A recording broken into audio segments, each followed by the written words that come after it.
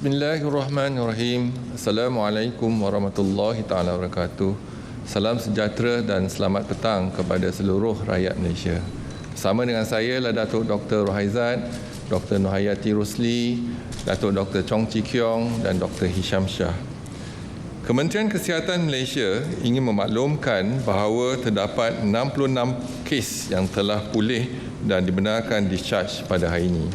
Ini menjadikan jumlah kumulatif kes yang telah pulih sepenuhnya daripada jangkitan COVID-19 dan telah discharge pada ward adalah sebanyak 6,235 kes, iaitu bersamaan dengan 80.64% daripada jumlah keseluruhan kes.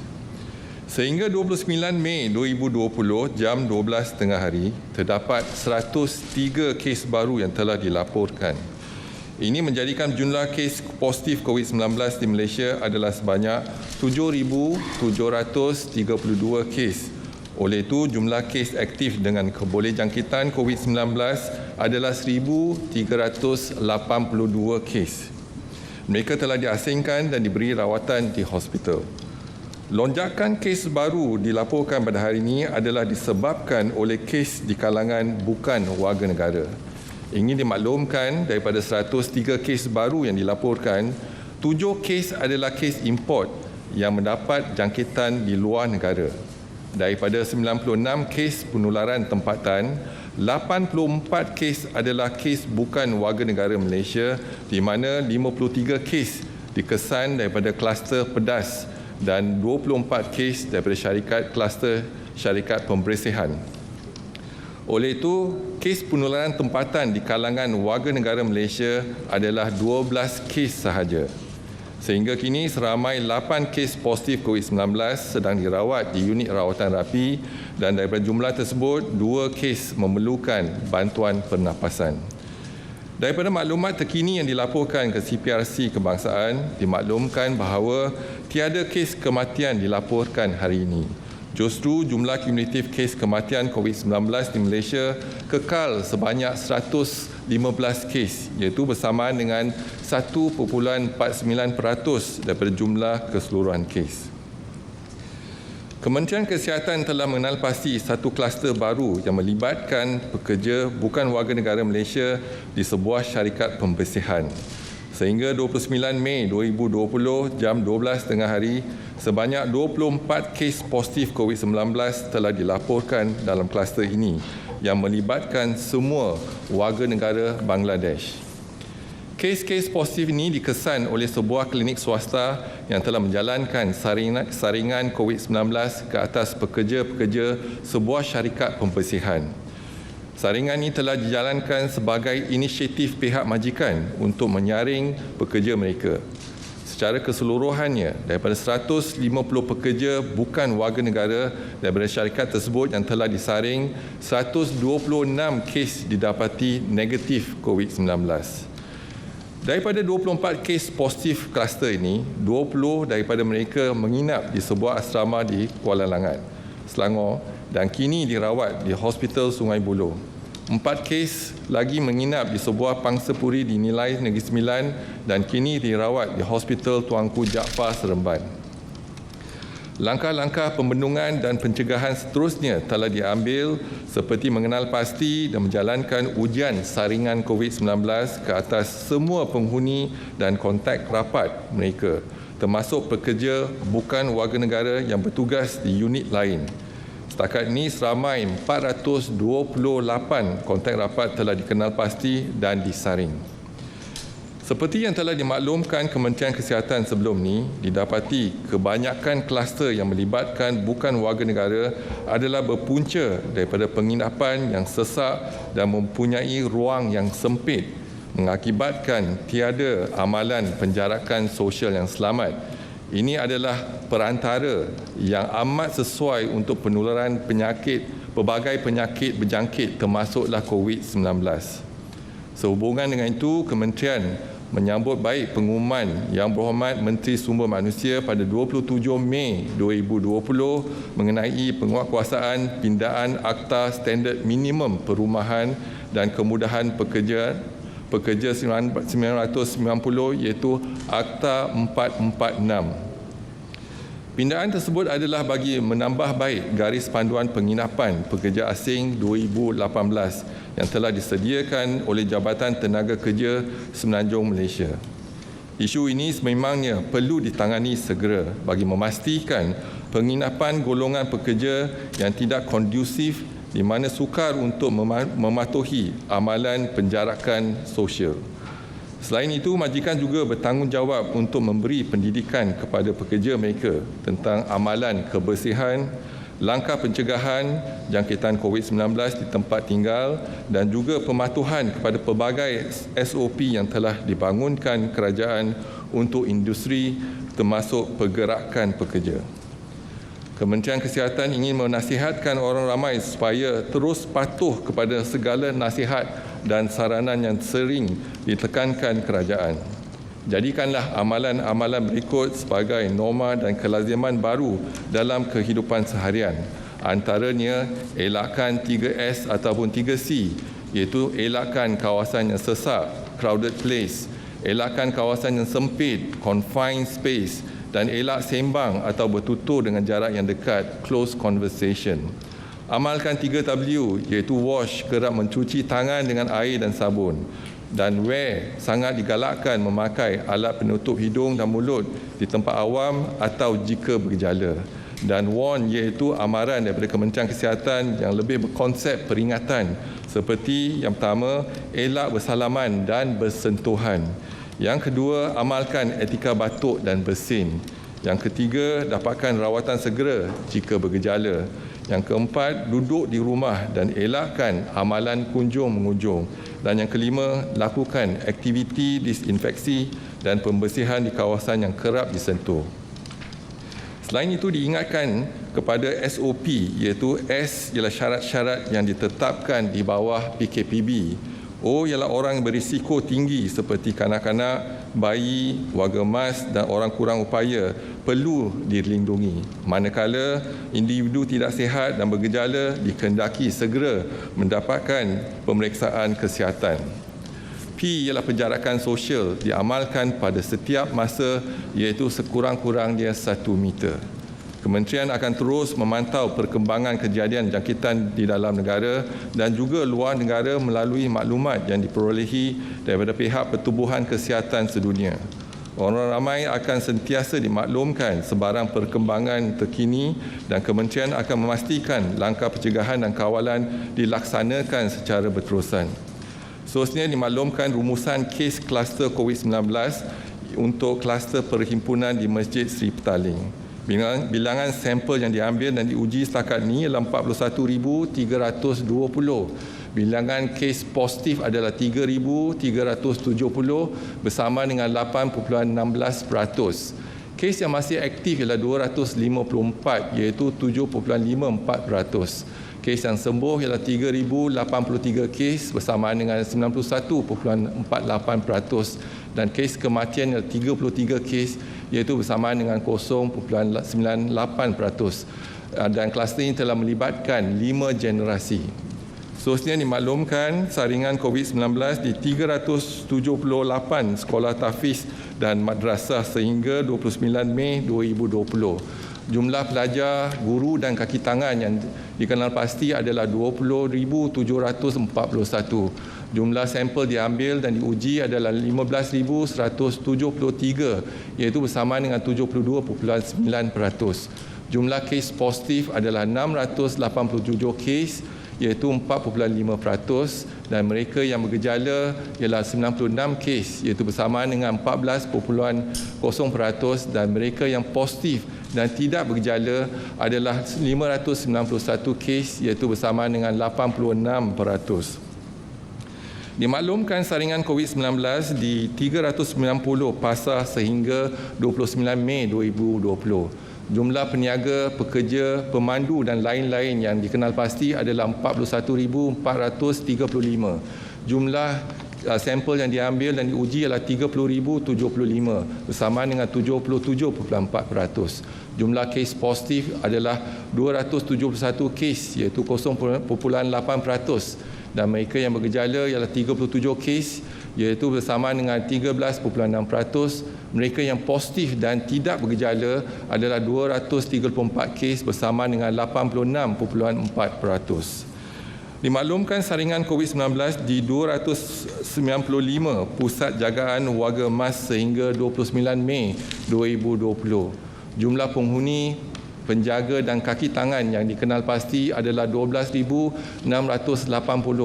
Jumlah sampel yang diambil dan diuji adalah 11,017 bersama dengan 86.9%. Jumlah kes positif ialah 24 kes iaitu 0.2%. Mereka yang bergejala ialah 3 kes iaitu 12.5%.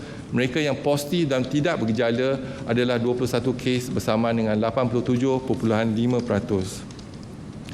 Dimaklumkan senarai 44,253 rakyat Malaysia yang pulang daripada luar negara telah dikuarantinkan wajib sejak 3 April sehingga 29 Mei 2020.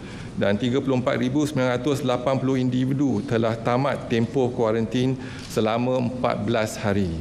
Jumlah kes positif adalah 469 kes, iaitu ada pertambahan 7 kes. 4 kes pulang dari Mesir, 2 daripada Arab Saudi dan 1 kes daripada Australia. Dan dimaklumkan laporan depo tahanan imigresen sehingga 29 Mei 2020. Yang pertama ialah depo tahanan imigresen Bukit Jalil. Jumlah sampel yang diambil ialah 1,545 sampel. Jumlah kes yang positif setakat ini ialah 283, melibatkan semua bukan warga negara. Jumlah kes yang negatif adalah 1,262 dan tiada lagi yang menunggu keputusan. Kadar positif untuk depo tahanan imigresen Bukit Jalil adalah 18.3%. Seterusnya, kluster depo tahanan imigresen Semenyih, jumlah sampel yang diambil ialah 1,785 dan jumlah kes positif adalah 66, melibatkan 65 bukan warga negara dan seorang staf imigresen. Dan jumlah kes negatif adalah 1,715 dan 4 kes masih menunggu keputusan dan kadar positif ialah 3.7%. Untuk kluster depo tahanan imigresen Sepang, jumlah sampel yang diambil ialah 1,477 dan jumlah kes yang positif setakat ini ialah 36 dan kesemuanya melibatkan bukan warga negara. Dan jumlah kes negatif ialah 1,414 dan yang masih menunggu keputusan adalah 27 individu. Jadi kadar positif untuk depo tahanan imigresen Sepang adalah 2.4%. Seterusnya, dimaklumkan jumlah saringan bukan warga negara setakat 28 Mei 2020. Jumlah bukan warga negara yang disaring ialah 31,603 dan jumlah positif ialah 1,863 individu. Jumlah negatif ialah 29,099 individu dan jumlah yang masih menunggu keputusan ialah 2 orang. Jumlah kes yang dalam rawatan adalah 715 iaitu bersama dengan 38.4% dan tiada di kalangan mereka sedang dirawat di ICU dan kes yang sembuh ialah 1,144 bersama dengan 61.4% dan melibatkan 4 kes kematian iaitu bersamaan dengan 0.2%. Dan ingin dimaklumkan laporan kluster COVID-19 yang aktif sehingga 29 Mei 2020 dan ingin dimaklumkan sekali lagi satu kluster baru yang telah dikesan iaitu kluster syarikat pembersihan. Kluster pertama ialah kluster pedas, ada pertambahan 54 kes dan mereka sedang dikuarantin dan sampel yang kedua diambil adalah positif iaitu 54 dan jumlah kes sekarang ini ialah 217. Dan seterusnya kluster baru ialah syarikat pembersihan iaitu dikesan 24 kes yang positif hari ini dan kita masih memantau dan kuarantin kes-kes yang close contact. Dan kluster yang ketiga ialah kluster Pudu, ada pertambahan 3 kes menjadikan jumlah keseluruhan 75 kes. Kluster Madrasah Sungai Salan di Jerantut Pahang ada pertambahan 1 kes menjadikan jumlah kes 85. 28 kluster yang lain tiada pertambahan kes pada hari ini.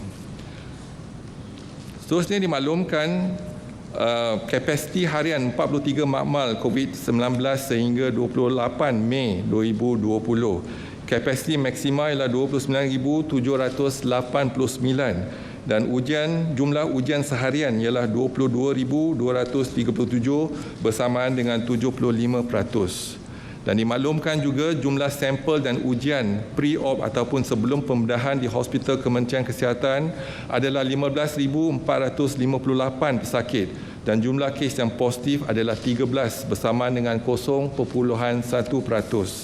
Dan dimaklumkan juga jumlah ujian rapid test kit antigen setakat ini adalah 4,277 sampel dan 55 rapid test kit antigen didapati positif bersamaan dengan 1.2%. Dan saya buka kepada sebarang pertanyaan, dipersilakan.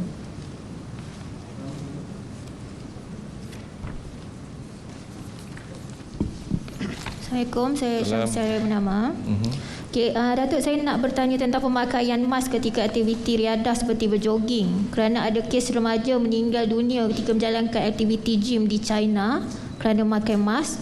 Terdapat juga seorang pemandu yang meninggal dunia kerana kekurangan oksigen ketika memandu.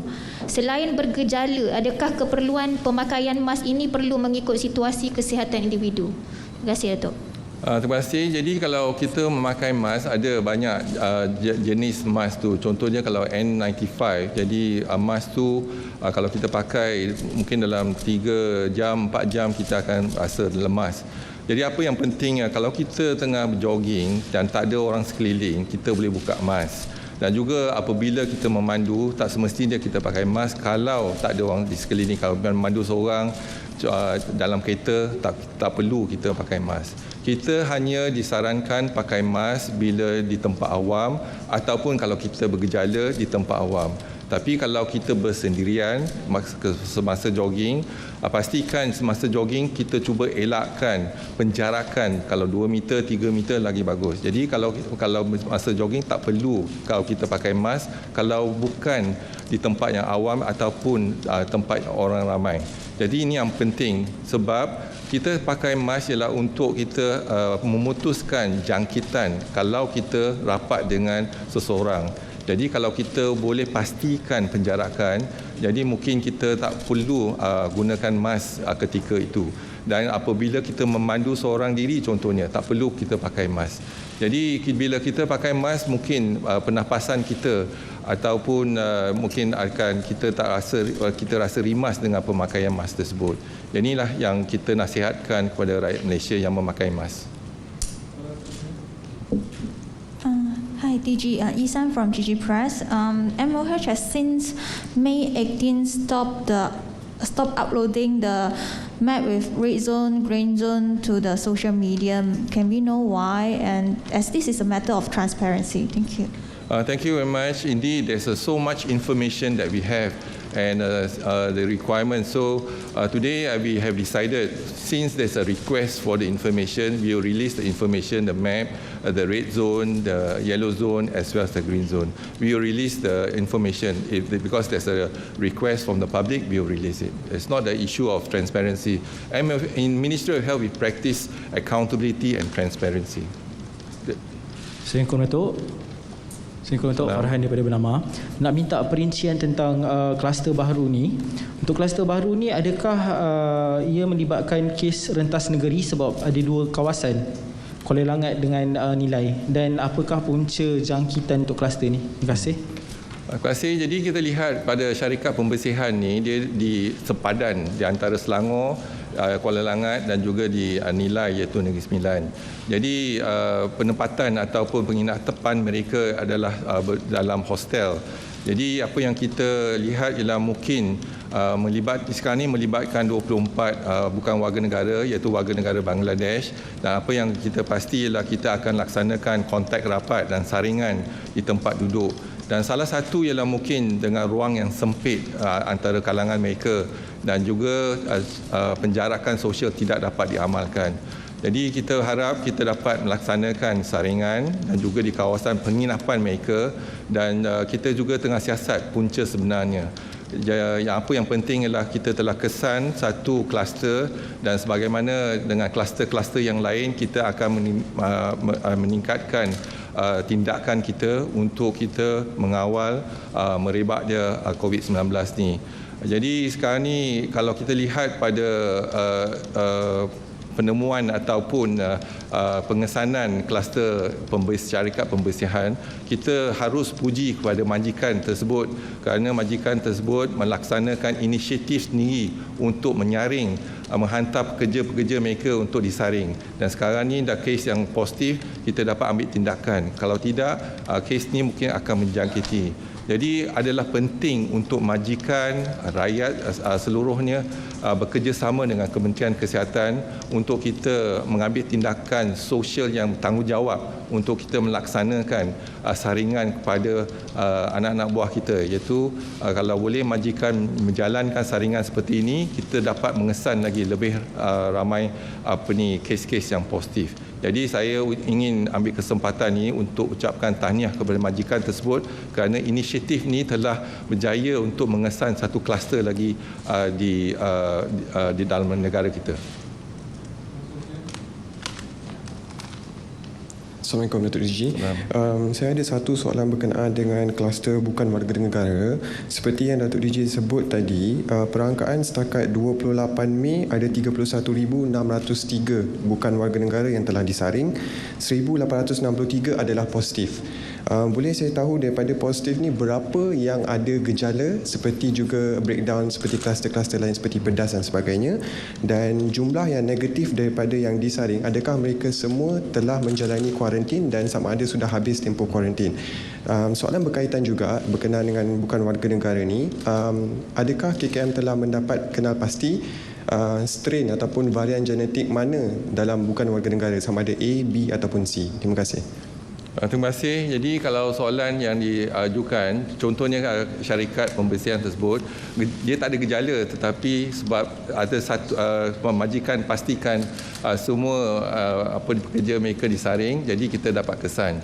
Dan kalau kita lihat daripada kluster-kluster yang lain, lebih kurang 80% tak ada gejala. Dan ini sekarang ni inisiatif kita ialah menyaring mereka. Dan sekarang ni kita nak tahu, nak pasti sama ada saringan tu, kalau kita dapatkan menjalankan saringan tersebut, yang bukan warga negara, kita mengikut kluster. Jadi kita tak kumpulkan untuk semua warga negara, tapi kita menggunakan kluster. Jadi kluster yang kita kenal pasti kebanyakan dalam 80% tak ada gejala. Dan setakat yang ni, yang syarikat pembersihan ni 100% tak ada gejala. Sebab mereka adalah satu keperluan untuk menjalankan saringan sebelum mereka dapat bekerja. Jadi yang ni adalah satu tindakan yang baik untuk majikan melaksanakan inisiatif untuk menyaring pekerja-pekerja mereka, dan ini dapat kita kesan. Yang kedua, kita lihat kepada isu kuarantin. Memang bila kita kenal pasti kes yang positif, kita akan masukkan kepada hospital. Dan sekarang ni pengasingan akan memakan masa selama 14 hari. Selepas 14 hari, kalau tanpa gejala, kita akan dischargekan pesakit tersebut. Dan tetapi yang close contact ataupun kontak rapat kepada kes positif, kita akan kuarantinkan untuk 14 hari. Dan kita akan menjalankan ujian hari pertama dan hari ke-14. Dan kalau mereka negatif, kita akan lepaskan mereka selepas 14 hari juga. So yang soalan ketiga, untuk melaksanakan strain, setakat ni memang strain A, B dan C, iaitu kita dimaklumkan banyak strain, tetapi IMR masih menjalankan siasatan.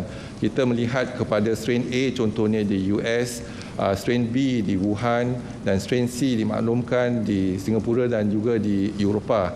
Tetapi apa yang kita kesan pada peringkat awal gelombang pertama ialah strain B, dan mungkin kita perlukan lebih masa lagi untuk menjalankan siasatan ataupun penyidikan mengenai strain dan juga mutasi, sama ada mutasi lain yang dikesan di dalam negara kita. Jadi IMR sekarang ni melaksanakan ujian, kalau tidak silap saya, dah setakat ni ada lagi 10 kes yang tengah diteliti dengan halus. dihalusi. Jadi ini adalah satu kajian yang terus menerus untuk kita pastikan kita dapat kenal pasti strain dan juga sama ada mutasi-mutasi pada virus corona ni. Good evening, Dato'. We see 53 new cases from cluster Pedas. Can we have more details on this and why is there a sudden spike of cases? Also back to cluster Syarikat Pembersihan, since the Majikan took the initiative to test the workers, is the MOH going to ask all employers to seriously look into doing this? Thank you. All right, thank you very much. With regards to the cluster Pedas, we have 53 new cases. There's actually, and only one, actually, 53 cases been detected. Satu kes bukan warga negara and 53 ialah warga negara, bukan warga negara. So which means 53 non-citizen and foreign workers, and only one case actually involve our local citizen. But more importantly is that all the 54 cases has been actually quarantined for 14 days because of the close contact with the positive case before. So we already isolated them in quarantine. And then now we are doing the sample, and the sample is positive. And warga negara Malaysia yang positif, our local citizen positive work in the canteen. So again, and the 53 bukan warga negara, non-citizen, have been quarantined and found to be positive. Screening, employer screening. So employer screening, yes, we are looking into it. But the thing is, if they have foreign workers, now our suspicious, high index of suspicion now, from 4th of May until 29th of May, we have noted that almost about 78% of the positive cases that we have involve foreign workers. So we advise the employer to do the screening. It is actually is good for them to do the screening, and so this is something that we are discussing which sector. So one of the reasons that we find is that perhaps because of the confined space and crowded accommodation that they have, and this is where they are not able to practice social distancing. And if one of them is positive, then the whole house will be positive as well. So I think this is something, a lesson learned, and that's the reason why we need to address this as soon as possible, so that we are not looking into a sector, but we are looking into the accommodation. So if we can address the accommodation of the foreign workers, then I think we can solve this problem. Not only for COVID-19, but other infectious disease as well, whether it's a TB, whether it's any other infectious diseases. So I think this is something that we have to look seriously and work together with inter-agencies, inter-ministries. More importantly is the whole government and whole society approach. This is something that we have identified, and we are looking into the health sector, but we need to look into other sectors as well.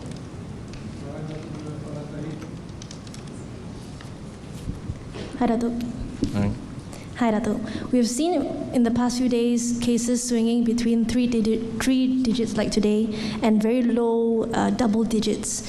So looking at this trend, does the ministry see, is Malaysia ready to lift the MCO entirely come June 9th, or what does the ministry advise and what do you project? Thank you. Thank you. It's still very early for us to make a decision, but certainly it's important for us to continue to monitor the situation. And over the last couple of weeks, if you look into Malaysian that is actually involved, it's not that high. As I said earlier, from 4th of May until now, there are only about 222 Malaysian that is involved from 1,800. So if that's the case now, the transmission now is mainly in foreign workers. So we need to highlight that. Now, in our projection, we're looking into the last couple of days. Although the case has spiked to 172, 187, but if you look at Malaysian involvement, it's actually lower double digit. And that's the reason why I think it's quite positive for us to continue to make sure that we comply. Perhaps Malaysians are practicing, in terms of the social distancing, in terms of all the SOP. But the question is, are the foreign workers practicing the SOP or not? So I think we need to educate the foreign workers to practice the SOP as well and make sure that social distancing, hand washing, wearing a mask, and avoid a confined and crowded space. This is important. So as long as in this country, we need to look into both sectors because health involves everyone, whether you are a citizen or non-citizen. So in the Ministry of Health, we are looking into the issue, and and all the cluster that's involved come to a common conclusion. There is a confined accommodation, whereas that's a thing that we think that is an issue that we need to solve together. So looking into the next couple of weeks, if Malaysians comply or adhere to our SOP, perhaps there wouldn't be any sudden surge or exponential surge of cases after Hari Raya. So we will only know next week or the following week if we continue to monitor closely, and we hope that the Malaysian will continue to comply to our SOPs. Datuk, maaf, ada soalan susulan berkenaan dengan bukan warga negara tu. Adakah KKM akan mengeluarkan ataupun mengesyorkan supaya, sebab kalau data sebelum ni MEF menjangkakan ada lebih kurang 6 hingga 7 juta pekerja asing yang berkhidmat di negara kita. Jadi adakah KKM buat sementara waktu ni mengesyorkan supaya semua pekerja asing berhenti bekerja dulu, buat saringan, bebas daripada jangkitan baru kembali bekerja? Terima kasih. Jadi cadangan tersebut tak praktikal. Jadi kalau kita lihat kemampuan makmal kita setakat ni mungkin dalam 30,000. Tetapi kalau kita nak berhentikan semua sektor untuk menjalankan saringan dulu, mungkin mereka kena tunggu, kalau kita 5 juta, tunggu berbulan-bulan sebelum sektor tersebut boleh berfungsi kembali. Jadi apa yang pasti ialah sekarang ni kita memberi kelonggaran dan juga sektor ekonomi berjalan seperti biasa. Tetapi kalau kita boleh jalankan penilaian ataupun ujian saringan daripada semasa ke semasa itu penting. Jadi hari ini kita menjalankan ujian dia, contohnya besok lusa kita masih terdedah dalam komuniti sebab virus tu ada dalam komuniti. Jadi berapa kali kita nak buat saringan? Jadi ini yang pasti yang kita lihat, keperluan makmal kita ada 30,000, kita menggunakan kaedah targeted approach, iaitu bersasar, kumpulan sasar. Jadi kalau kita kena pasti seorang antara mereka ada gejala, terus kita menjalankan ujian dan ujian positif, kita akan pastikan kita akan saring dan uji satu kluster tersebut. Dan tindakan yang kita laksanakan ialah acute case detection dan kontak rapat akan dikenal pasti, dan jika kita akan asingkan, kuarantinkan kontak rapat kalau negatif. Kalau yang positif kita akan masuk ke hospital kuarantin untuk 14 hari. Jadi tindakan yang polisi yang bagus, tapi kita kena lihat kepada praktik amalan yang boleh dilaksanakan. Kalau tidak, 5 juta dengan kadar yang kita laksanakan 30,000 sehari, jadi memakan masa mungkin berbulan-bulan sebelum industri tersebut boleh kembali berfungsi seperti biasa. Good evening, Dato'. So, can KKM provide a breakdown demographic of the detainees in the depot nationwide that have tested positive for COVID-19? For instance, age, sex, nationality, and if they are minors or have children with them. This is the following question. How many women are in the detention camps now? And what are their nationalities? How many of them are with children, and how many children are there? What is the age range of these children, and are the children without parents? Are there any children without parents? Are the diapers and sanitary pads provided? Thank you. All right, thank you very much. There's a very detailed information required, but it's not the information that we monitor daily. So if you can submit to us in terms of requirement, we can try our best to look into the nationality, the age, and even whether how many children, etc. So again, but we do not monitor it daily. We monitor in terms of the positivity, in terms of the numbers. But the details we can give the information to you, because this is not something that we monitor every day. But more importantly today, for example, in our hospital in MAIMS, we have admitted 366 party, and from there we have 360 men, and then women, 6 women. That's 1.7%. So far, that's only the numbers that we have. But the details, I think, in terms of children and all that, in the detention center, we don't have the information. Immigration will have the information. All right, thank you very much. Sekian, wassalamualaikum warahmatullahi wabarakatuh.